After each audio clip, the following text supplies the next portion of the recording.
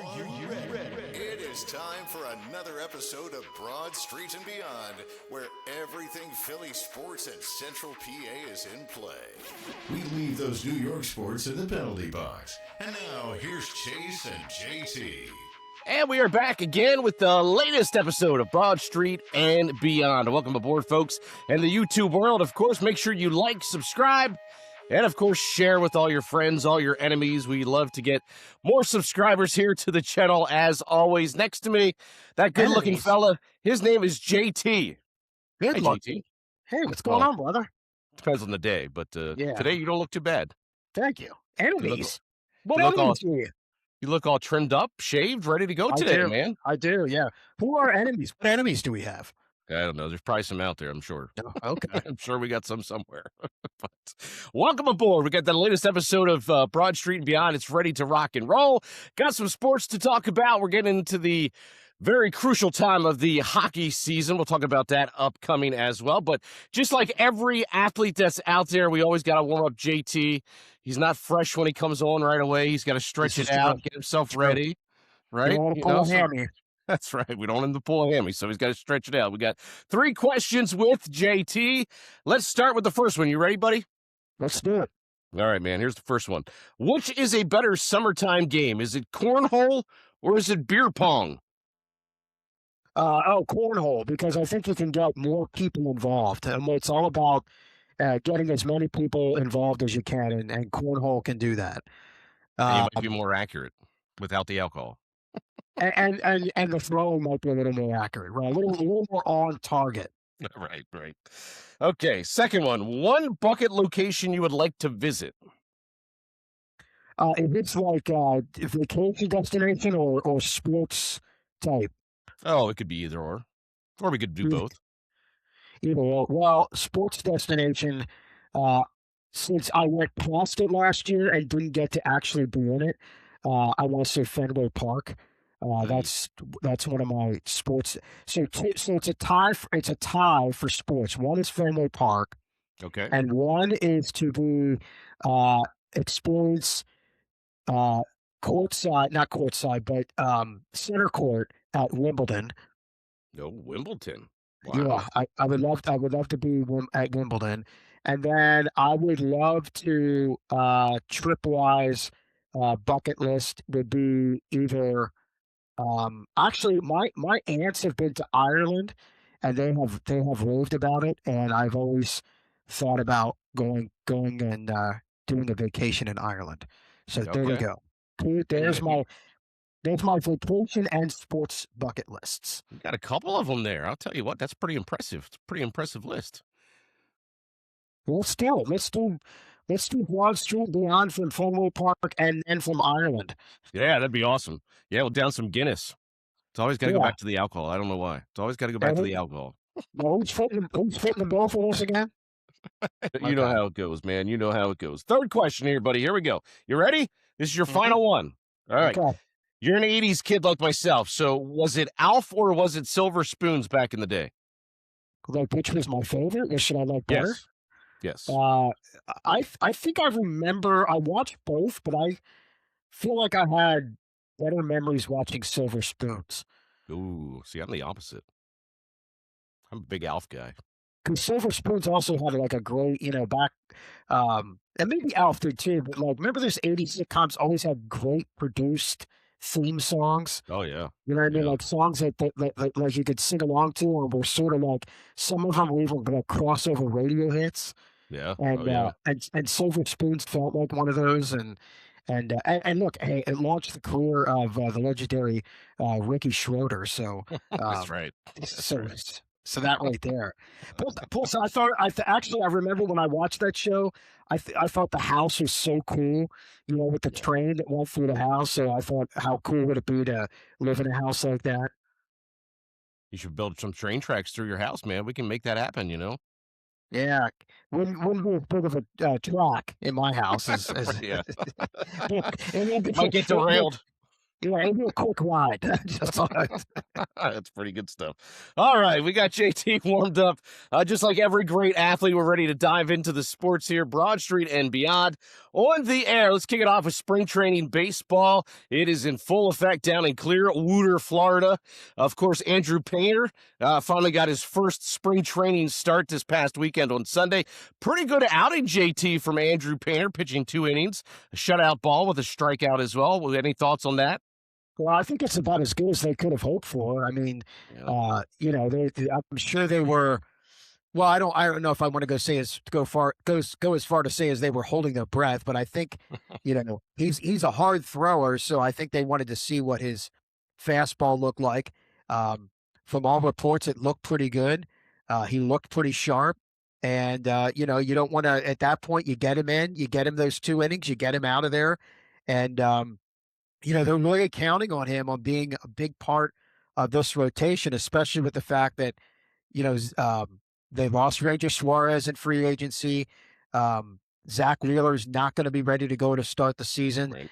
You're not sure. I think Aaron Nola has looked pretty good this spring overall, but again, he's coming off a pretty subpar season, so they're looking for some guys that can really stabilize the rotation, and I guess they really worked with his arm slot, because that's what we talked about this before. That's what was giving him problem last year when he made it to AAA.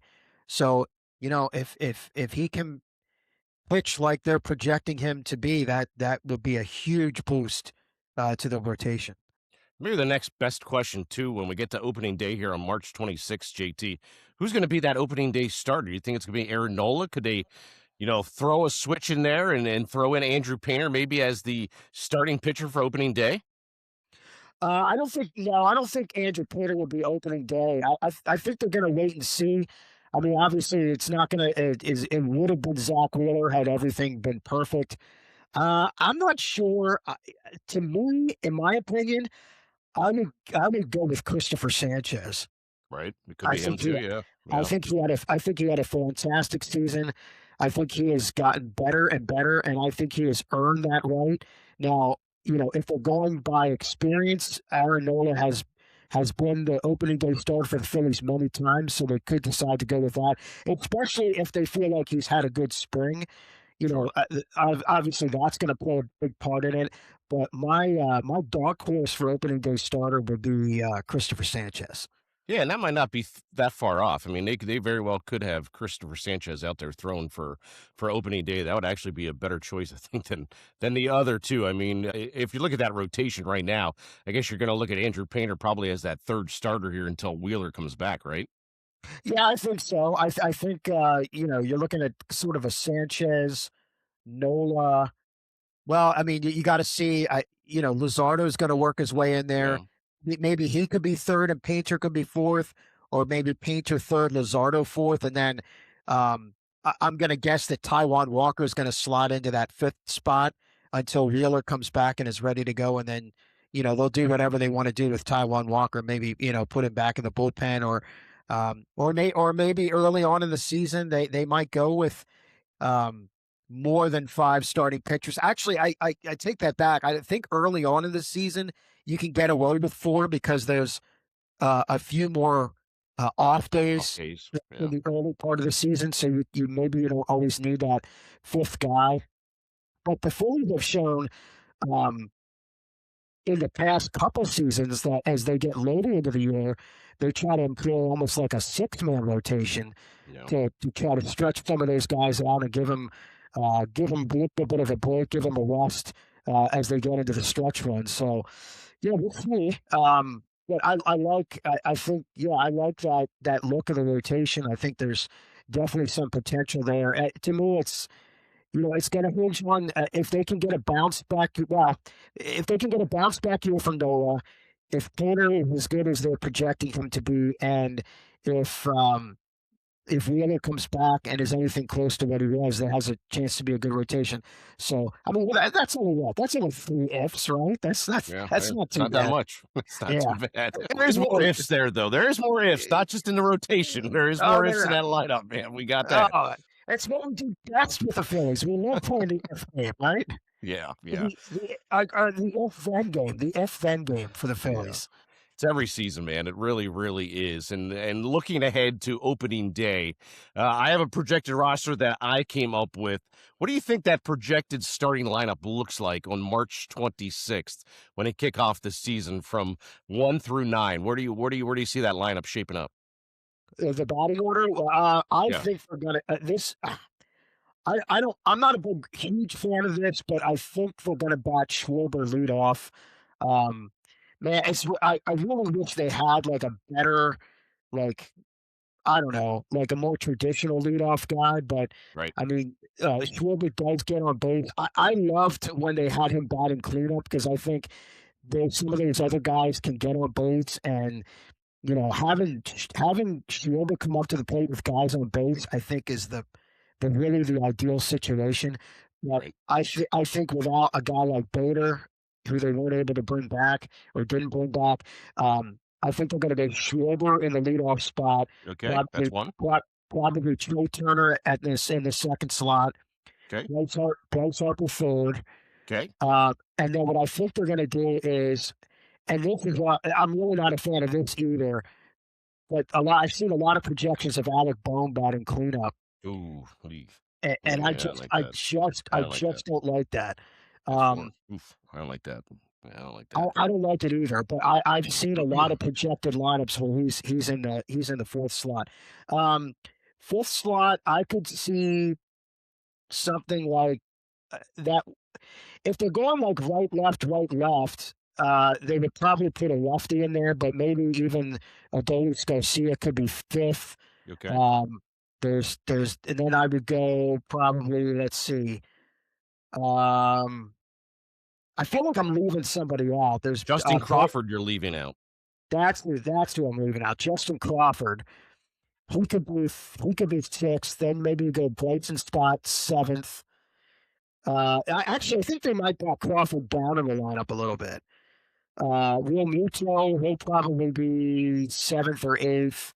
Ninth, I think, might be Crawford. So I'm trying to think of the guy that I'm Marsh. missing. Oh, Missing Brandon Marsh. Marsh. So that's what it might be. I Or think they Johan actually. Rojas. Yeah, I think we'll be seeing him I for a don't little think so. bit. Or Otto Kemp. Otto Kemp could be out there too. Well, Otto Kemp and Edmundo Sosa are going to be the two main bench guys, so Yeah. they'll be in the mix when they're playing. I've seen some projections that have Bone fourth and Marsh fifth and Garcia sixth. I Wow. think, in my opinion, that's a glaring hole in like the most important part of your lineup. Like Yeah. I think that fourth, fifth slot needs to be a lot stronger than Bowman Marsh. Not that those guys aren't capable of getting hot, but I don't know. I just haven't seen enough consistency out of either of those two to warrant them batting in that slot in those spots in the lineup. But I mean, if you do it that way, then you could go a little more. You could really break it up nicely and go, left, right, left, right, left, right. Pretty much down the lineup, Right. if that's what the approach is going to be. And then you would go Garcia sixth, uh, Stott seventh, Real Muto eighth, and Crawford ninth. Wow. My lineup and your lineup are completely different. But again, that's not to say that maybe Crawford comes out and he's like gangbusters, and then Right. they're playing like Rob Thompson is not uh, totally set in his ways that he won't move guys around. Right. If you come out and you're if Crawford comes out like gangbusters, they're gonna have no choice but to move him up higher in the lineup. Yeah. So here's my lineup. This is the way I looked at it, and I put some thought into it. Justin Crawford gonna lead off. I'd like to see that. Okay. I'd like to see Justin Crawford lead off. Schwarber second. Garcia third, because you throw that righty in there. Then you put Trey Turner behind him. Then you got Bryce Harper, Bryson Stott, Alec Bohm, Brandon Marsh, and JT Realmuto. What do you think of that look? I'd be fine with Like that. it? I mean, Just like it? I like I want the only thing that I would switch is I like your thought process of having somebody other than Schwarber in the leadoff spot. Oh yeah. Um, and I think if in a perfect world, Crawford would be that guy. I think, but then I would find a way, like I said earlier, then I would find a way to bot shield or clean up. Yeah. Yeah. I I'd have to I agree think with you. Yeah. to me, I think he's perfect to bat in that cleanup spot. Especially if Crawford plays up to his potential, Turner and Harper are going to get on base, Right. and if Crawford gets on base, I mean, you're looking at some big time RBI potential there with Schwarber cleanup. Yeah. Let's switch gears. Let's go out to the west side of Pennsylvania. How do you think the Pirates going to fare this season? They got a hot prospect that's down in spring training right now, tearing it up. Connor Griffin is down there. Very young team, of course, with the Pittsburgh Pirates. McCutchen, I think, is back with the Pirates this season. What do you think their possibilities of even making the playoffs are going to be with Pittsburgh going forward here this season with the young team they got? I don't necessarily like the prospects of making the playoffs. I mean, they always have some exciting young players, and Connor Griffin is no exception. I mean, what does he have? 3 home runs this Yeah, year. already. Yep, He spring already training. he already he's already homered off Ranger Suarez. He also like there's like 2 things that I think are really impressive about him. One is that he's only struck out twice so far in spring. So man, like you see that, you're like, man, I wish the Phillies had a prospect like that could come up. Right. Um, he's also hitting the ball like really hard. Like he always seems to put the ball in play. I just saw a stat the other day that he has 8 batted balls at 100 plus miles an hour. So like Wow. he's hitting like really hard pitching. He's homering off guys that are, it's not like he's homering off scrubs. They're like he's homered off of Ranger Suarez, like some capable major league pitchers in Good spring starting training. pitching. Yeah. Right, and he tore up minor league pitching last year. He batted over 300. He had like over 500 plate appearances in the minor leagues. I don't think he's got it. To me, I don't think he's got anything more to prove. He should be up with the club this year, and he probably will be. That's the one thing about Pittsburgh is they're not afraid to throw those guys in there. I mean, what do they really have to lose? Right. To be honest, I don't. That being said, I don't know that they're quite there yet as far as having a team that can compete Compete. for the playoffs. I mean, let's face it, this is a team. So they had that run in what it was like 13, 14, and 15, where they were an NL wildcard team. And then I think after that, they haven't done a whole lot. They were above 500, and I think it was 2018. They won 82 games, didn't make the playoffs. And, but other than that 2018 season, since 2016, they haven't won any more than 78 games. They were 71 and 91 last year. I think they're going to be exciting. I think there's going to be reasons to go out and check them out. They have some good pitching prospects. Yeah. I was just reading an article the other day about how good their bullpen has looked in spring training. Now, one of the things that I wrote talking about how great Gregory Soto has looked in spring training, but I'm always like a buyer beware with Gregory Soto. I mean, I think we as Phillies fans fell into that trap a little bit. How excited we were when they made that trade to get him, and at times he would look absolutely electric, and then other times he was just completely unreliable. And the Orioles found that out too. The Mets found that out. He's a guy who throws hard, but I just don't know how much you can really count on him. From what I understand, they have a lot of good depth in the outfield this year. I mean, obviously with Brian Reynolds is back, O'Neill Cruz is back. They brought in Ryan O'Hearn, who's like been tearing the cover off the ball in spring training. Mangum, I think he's out there in the outfield too, right? Mangum, Yeah, too. He had a good season. Yeah, Jake Magnum, and then they have Josh Dixon Garcia, who I think has a great nickname. He's known as the Password. That's his nickname. Yeah. It's an interesting nickname. Yeah, Josh Dixon, the Password What's the Garcia. password?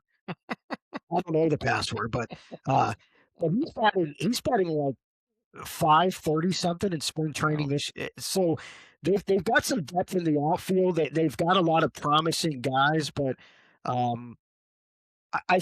will say this: I think they're going to be more in the wild card mix this year than they were last year. Um, and with 3 wild card teams, I guess it's really designed unless you're absolutely terrible, which the Pirates were in the second half of the year.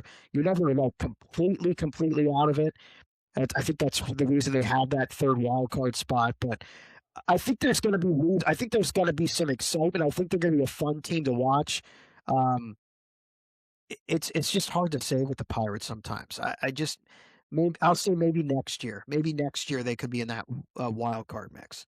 Yeah, I'm never a big fan of bringing a guy up like Griffin from Double A right up into the major leagues. I mean, obviously the Phillies tried that several times with a couple of their players. Did it just recently with Johan Rojas, bringing him up right up from Double A and throwing him right in the major leagues. I mean, sometimes that works, sometimes that doesn't work. Sometimes it's good to get those younger guys some time down at Triple A too.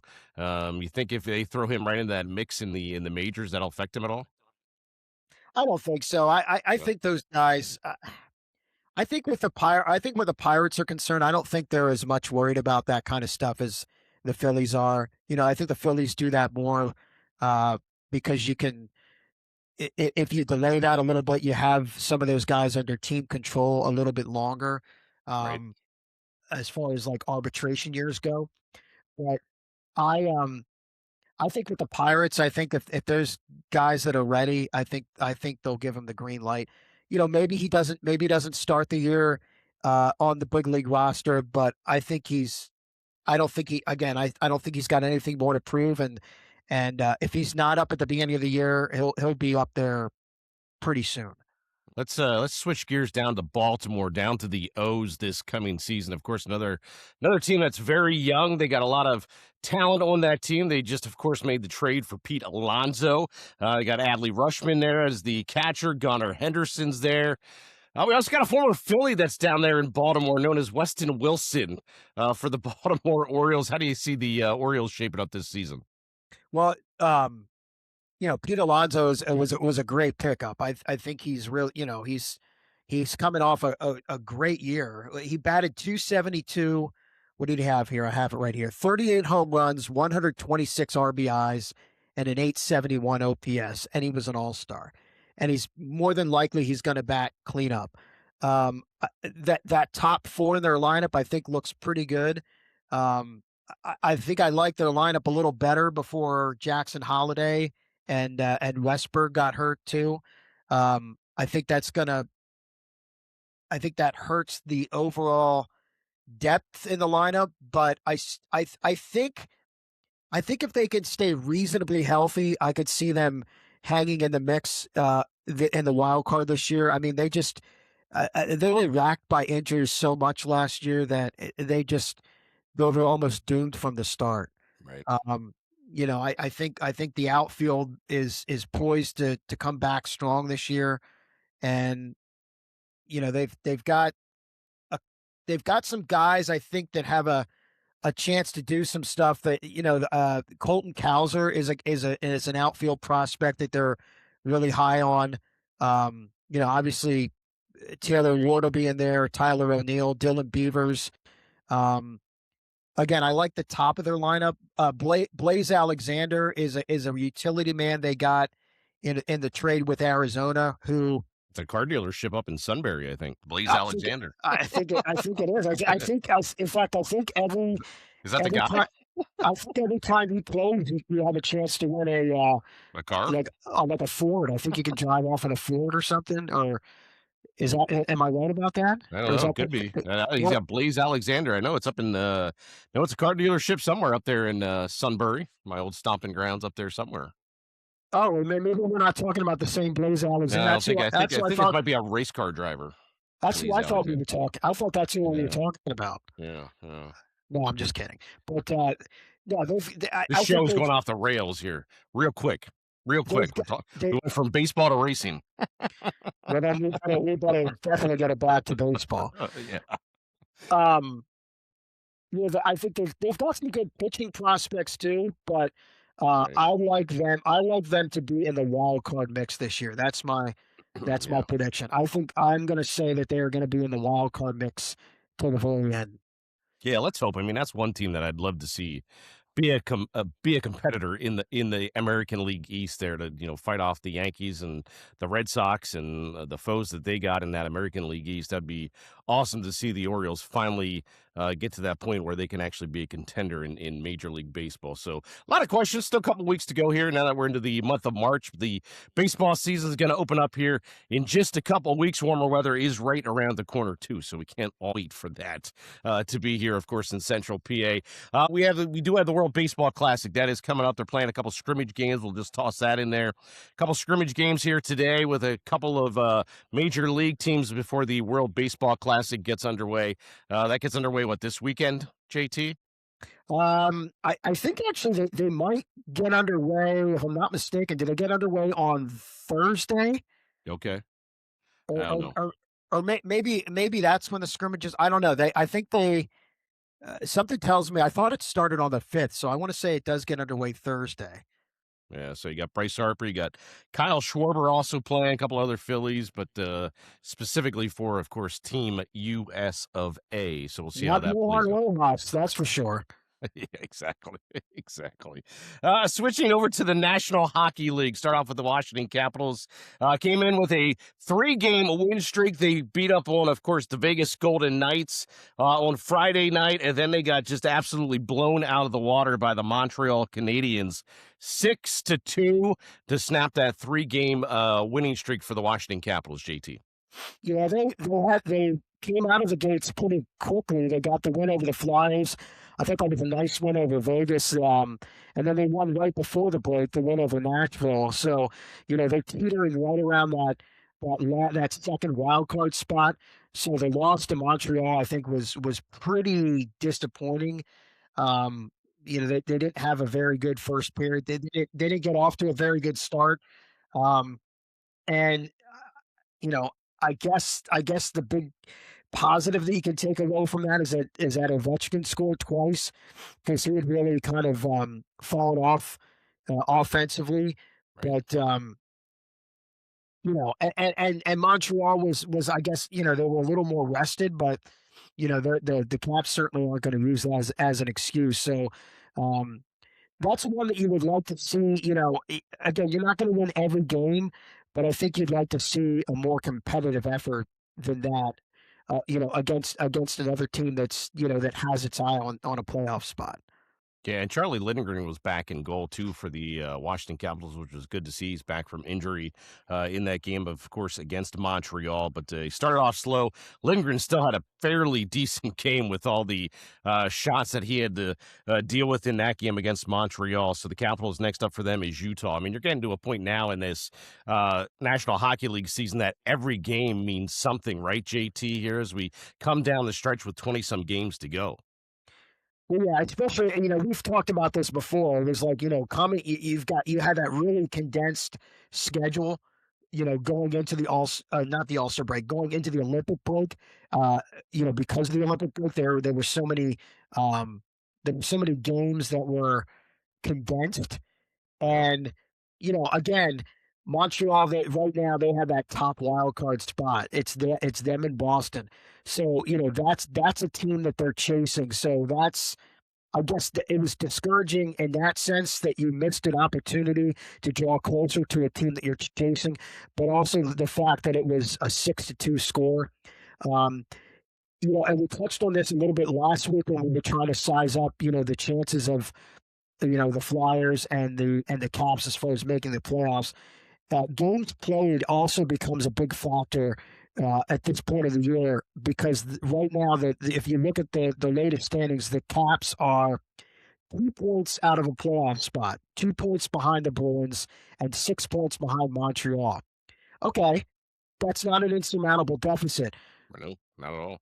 But when you add into the fact that Washington has played 3 more games than Boston and 3 more games than Montreal, that's when you start to run into some problems, because you can't make up losses. So when you're losing to a team like Montreal in regulation and not at least picking up a point, that's when you can start to run into problems, because now you've got Boston and Montreal have 3 more opportunities to get as many as 6 points, where the Caps can't match that. And so that's where that loss to Montreal really looms large. And then we'll see that they've got the game coming up here with the Mammoth, also a team in the playoff mix. So certainly is going to be a key matchup coming up. Is that Thursday or tomorrow? It's Utah. That'll be tonight. It's actually tonight. Oh, it's actually Tuesday. tonight. Okay, Tonight. okay. Yep. Yeah, so that's I think they you don't want to start falling back any further than that, especially with the fact that when you factor in the games in hand. Yeah. I'm glad you're the math guy, man. I'm glad you're figuring out all those tallies and games down and games played because that's why I failed math 3 times, man. That's why I got you next to me. I was never a big math guy either, and I can add and subtract. That's about it. That's the end of my tool belt. Yeah, just the basics. The Pittsburgh Penguins, though, they're coming out here on fire after the Olympic break with a big win, 4-1 against the New Jersey Devils, with Sidney Crosby, their main guy, being out 4 weeks. Lost in a shootout as well, 3-2 to the Rangers, and come back with a shutout victory on Sunday. Man, my Vegas Golden Knights struggling here as we get back from the Olympic break, but they shut them out 5-0 on Sunday. Pittsburgh Penguins are getting a lot of help from a lot of guys that are stepping up here in key places without that Sidney Crosby in the lineup. Yeah, that was the one big thing that we talked about last week was how are they going to look without Sidney Crosby for at least 4 weeks. That I was surprised. I think they were up 2-0 in that game against the Rangers, so I was surprised to see them. They did get a point, but I was surprised to see that a real good chance at a regulation win get away from them. But yeah, did they ever respond in a big way? 5-0 over Vegas. And everybody's kind of Coach Means is pushing all the right buttons, and there are a lot of guys that they've gotten that have really stepped out. We've talked a lot about Ben Kendall and what a rookie year he has had. What a find he was, picked in the middle of the first round. Igor Chinnikov, they got him in what looked like a harmless, innocent trade. With Columbus, and he has come in and seems like he has a new lease on life. I mean, he's been a huge contributor. Brian Rust has had a really good year.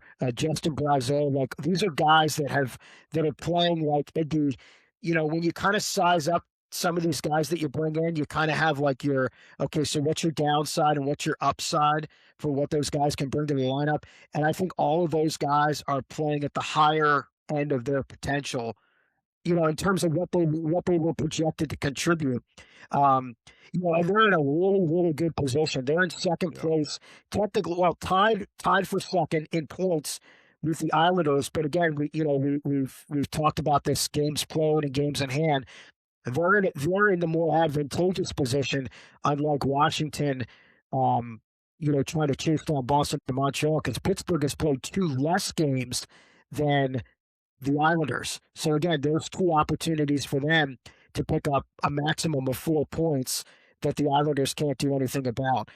I still, as good. Again, we've talked about this. As good as they're playing, I don't see them catching Carolina. Carolina is. I'm not saying that they're going to stay as hot as they are, but I think for them to tail off and give up a 7-point lead at this stage of the season, I don't see Carolina falling off the pace that much that Pittsburgh would be able to catch them. But, Pittsburgh is definitely, I would say, in the driver's seat to finish in second place. Certainly nowhere near where we thought they would be at the beginning of the season.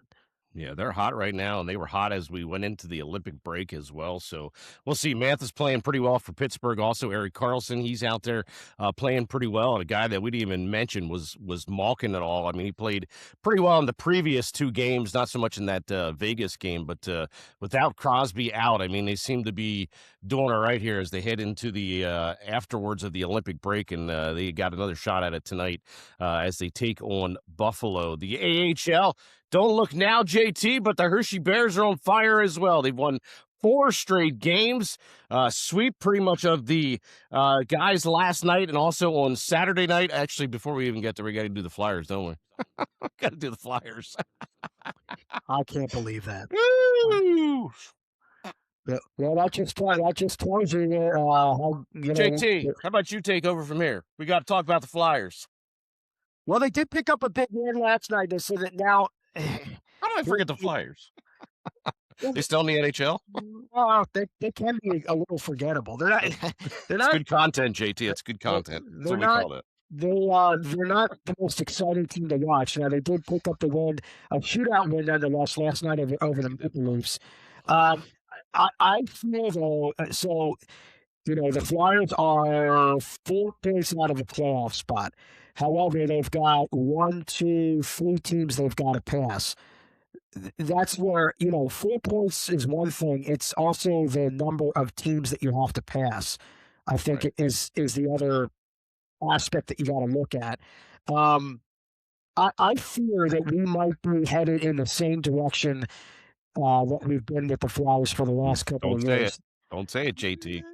They're not bad enough to be terrible and tank, but they're not good enough to snag a playoff spot.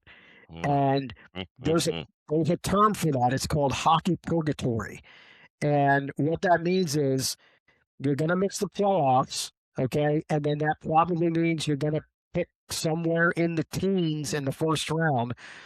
Well, you can get some nice players and some good players, but that's not the area of the draft where you find your elite players that you're going to rebuild around and build a core. And I foresee the Flyers headed down that path again. It looked like it looked like the season was going to completely fall apart. Now they've come back and they've won 3 in a row. They got the overtime win over the Rangers. They got the win on Saturday over Boston, a team that they're chasing. And then they got a team, they beat the Maple Leafs last night in a shootout, a team that they are ahead of in the standings. It was a fun game to watch last night. Actually, the Flyers had not gone to a shootout since December. And they won their first 5 shootouts. They had lost their previous 3. And Michkov and Zegras had 2 sick goals in the shootout.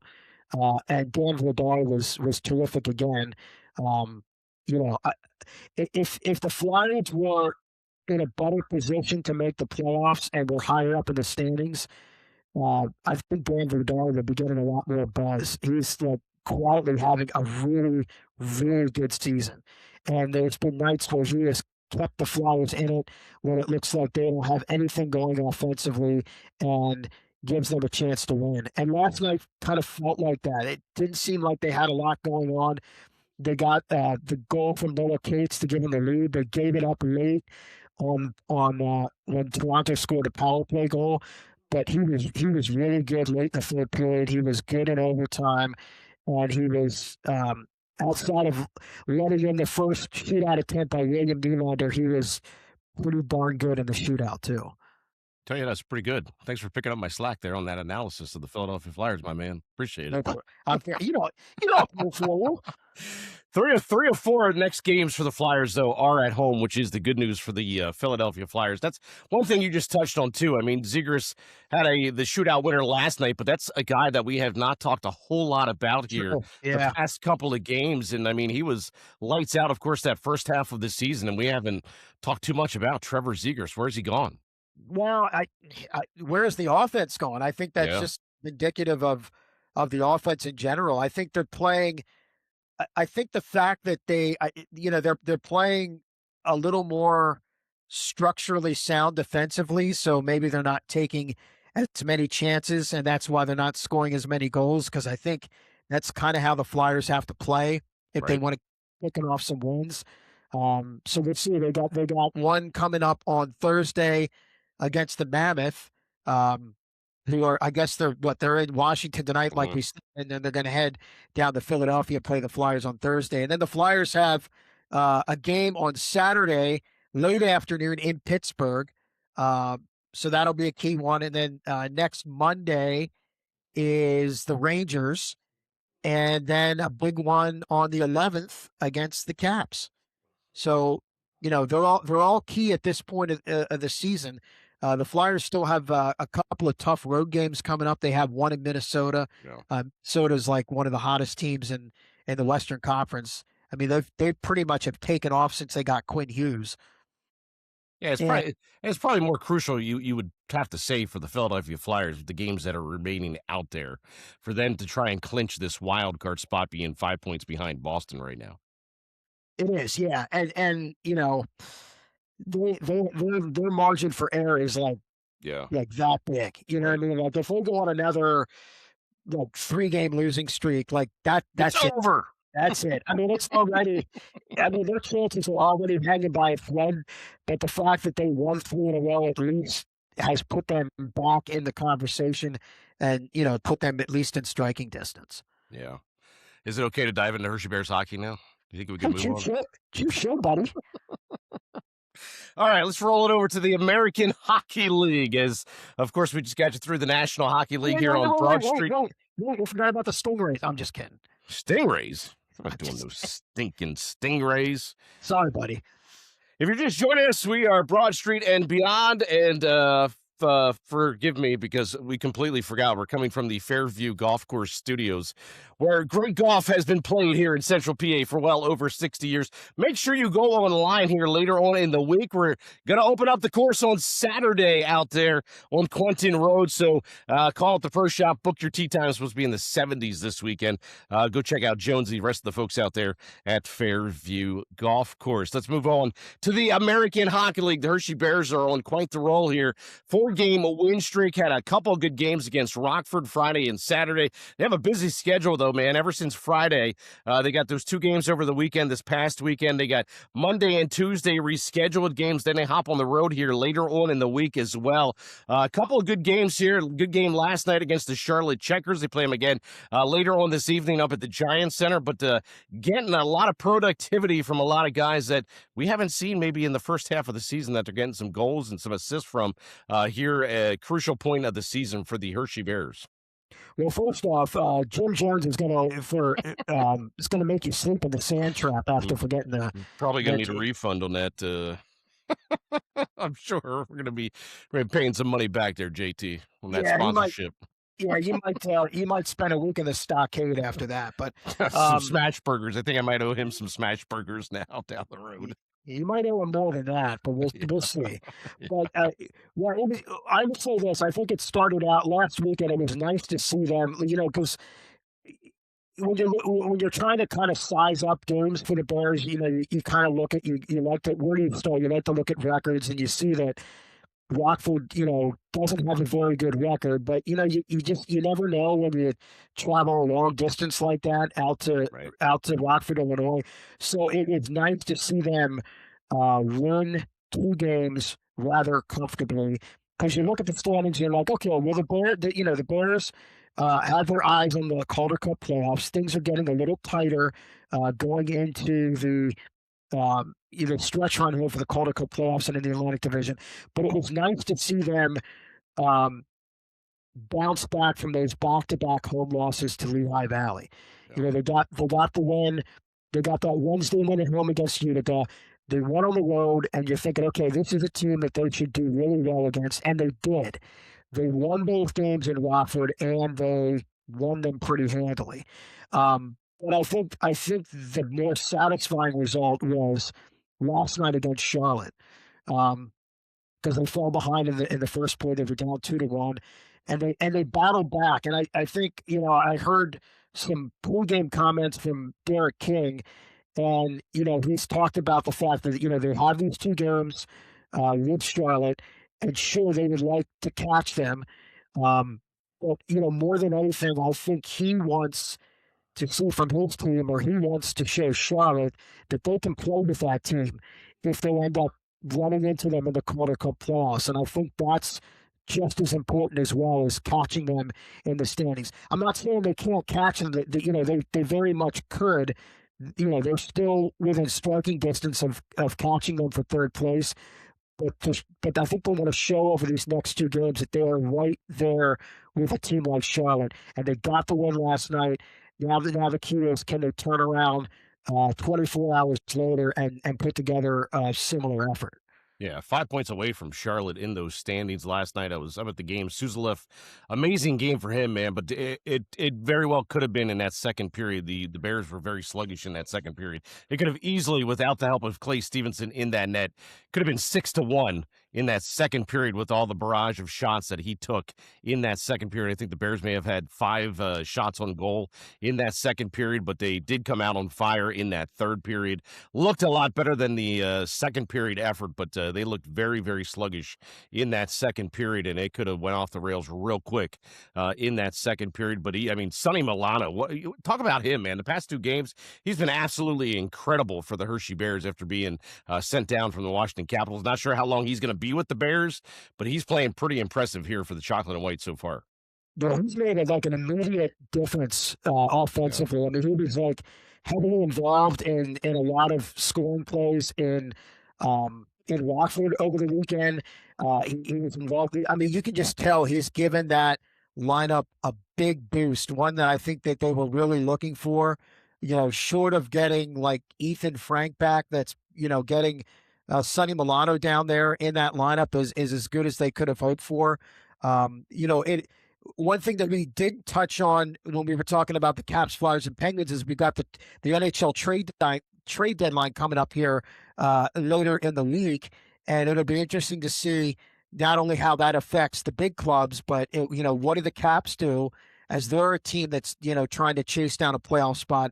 Do they try to make a move, and do those moves in any way impact the Bears? And right. do they make moves that directly affect the Bears? Because while it's nice, I think I like what Sonny Milano has added to the lineup. I still think they could use at least one more defenseman, maybe 2 more. Based on who's out of the lineup. I think they could stand to fortify that blue line a little bit. And you're right. There were stretches in that game where it showed. Yeah. And but again, Clay Stevenson was really, really good in net, and they were able to find a way to get the win. Yeah, real nice job by Miro at the end of the game there in the overtime to get the goal there. It was just dumped off from Protas. He got another assist, the key assist in that game. It's going to be interesting too. I mean, as you mentioned, as we get into the playoffs here, once the Washington Capitals know that they're in those playoffs, do they eventually maybe even give Protas a shot, send him back up with the big club to maybe help those guys out in that playoff run? And could the Hershey Bears, be without him in a playoff run here if the Bears and the Caps both make it to the playoffs? I mean, it's certainly possible. I mean, I think they've said that they don't want to rush him. But they may decide that they want to give him a look. I tend to think. I tend to think that if they wanted him up there, he would have been up there by now. But right. We'll see. And again, a lot of it's going to depend on what happens after the trade deadline and what does the health look like of the Caps as we get towards the stretch run of the season. Yeah. Definitely going to get interesting here for the Hershey Bears and also the Washington Capitals, but a crucial 2 points later on tonight as they take on Charlotte up in the Giant Center again.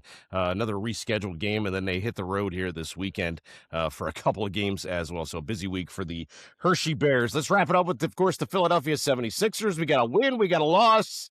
They're playing good basketball. That's the main key, and will they move up in those playoff standings here too? Another crucial time for the Philadelphia 76ers as we head on into the second half of that season.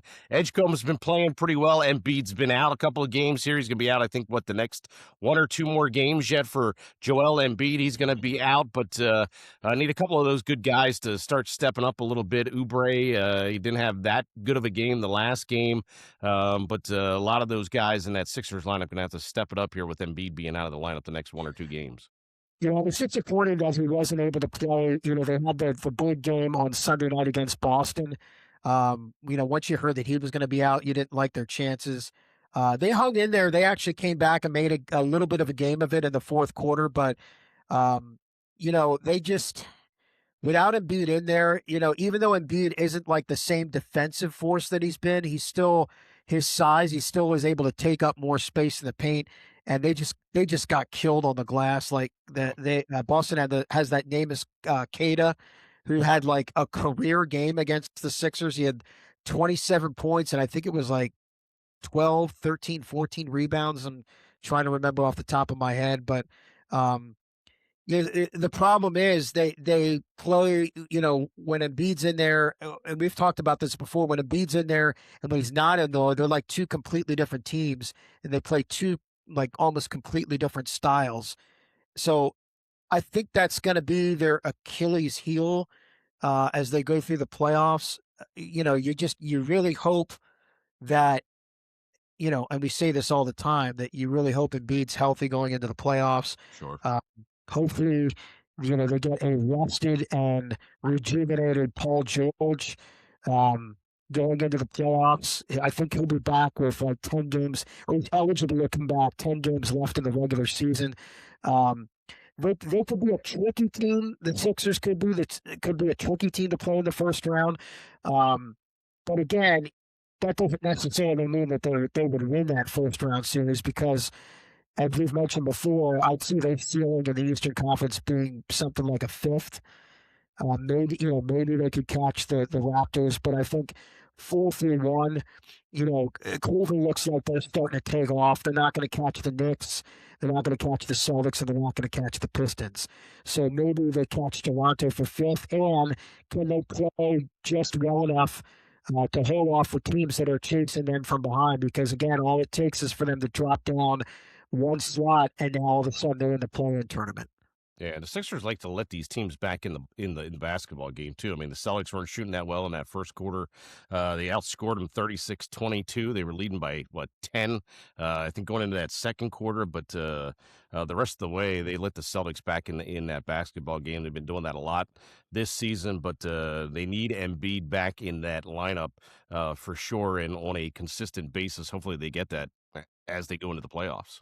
Yeah, Boston just isn't a very good matchup for them. Like, Boston has a really good system. They're really, really well coached.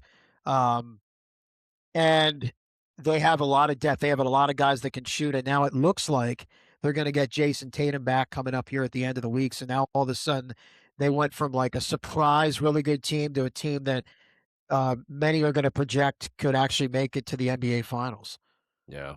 Yeah, we'll have to see. They play the Spurs later on tonight, but another episode of Broad Street and Beyond done. In case you were wondering, Banana Ball is back too. Banana Ball. Oh, yeah. The Loco Beach Coconuts, the new team in the Banana Ball League. That just got underway last week. Maybe down the road here, we'll talk a little banana ball as we get into it with the two new teams, the Clowns and the Coconuts, man. I'm excited. We watched some of it the other night. I really right there to get that merch as always.